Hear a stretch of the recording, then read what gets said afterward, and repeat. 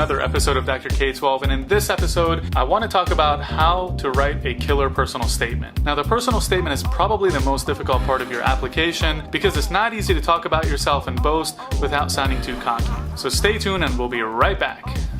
Now, the personal statement is probably the most difficult part of your application to complete. Most applications for professional school and postgraduate training are standardized to keep out bias. The personal statement, however, is the one part of the application that introduces subjectivity and allows the applicant to really talk about themselves and hopefully pull everything in together. So let me say that part again. It pulls the entire application together, so it's very important. Unfortunately, given the notion that personal statements are often lengthy, boring, and generic, most interviewers and admission committee members don't really review the personal statement in depth. They glance through it and see if anything catches their eye. After all, that's the only way that they can get through thousands of applications every cycle. And that's if you've already made the cut based on your hard cutoffs such as your GPA and your entrance exam scores. So before I give you my personal tips on how to write a good personal statement, let's go over some general tips. Rule number 1, try to keep your personal statement under 1 page in length if you can. Rule number 2, start your personal statement months in advance and go over it multiple times. And every time a new idea comes to your mind, make small edits.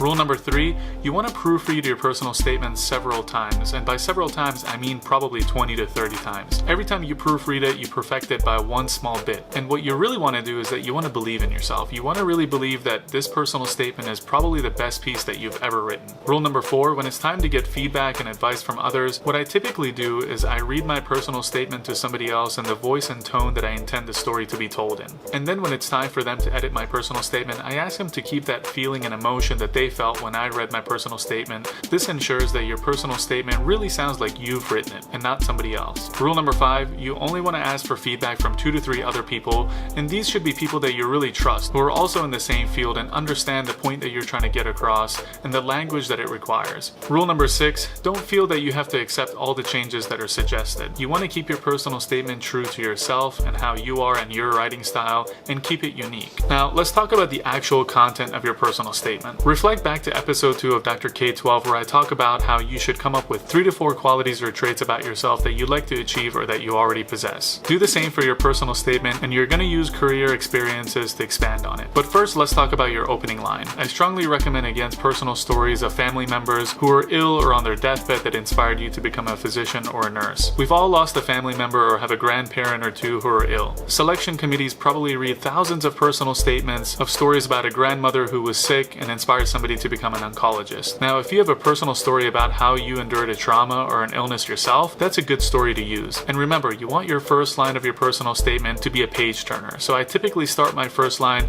as the climax of the story to grab their attention and make sure that they keep reading. But remember that your story should connect the past, the present, and the future. And once you've connected the past to the present and the future, don't drag it on for too long and move on to the next point. Now, going back to the 4 to 5 qualities, you want to use these qualities to describe experiences in your past that have sparked your interest in the field that you're applying for. And you want to use experiences in the present to describe what has really solidified your interest in the field. This is called the spark and solidify technique. So here's an example. My interest in basic sciences led me to do research with Dr. Johnson, who happens to be a world-renowned physiologist. The ability to make discoveries that impact medicine really sparked my interest in academia. Several years later, during my 3rd-year clinical rotations, I realized the importance of evidence-based medicine at the patient bedside, and I came to appreciate the amount of work that goes into research and the discoveries that impact the guidelines for the practice of medicine. Now, you see what I did there? I talked about your interest and the spark. I talked about your mentor, who is a world-renowned person who you probably have a letter of recommendation from. And then finally, I talked about the solidification of your interest when you were a 3rd-year student. You can use these 2 to 3 experiences and qualities to talk about how your interest was sparked and solidified in the field that you're applying to. And although you can write a paragraph on each quality,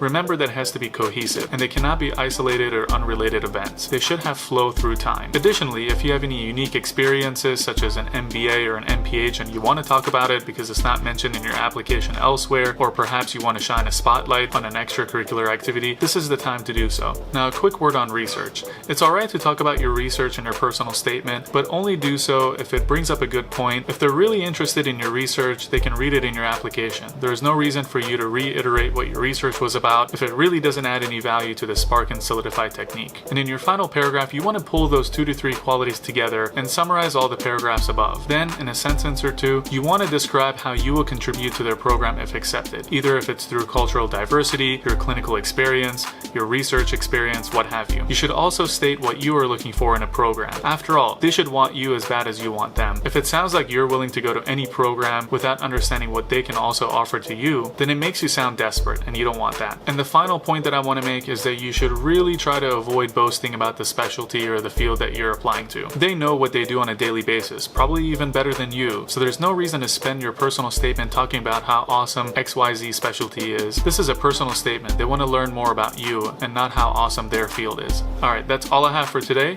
Thanks for watching, and I'll see y'all next time.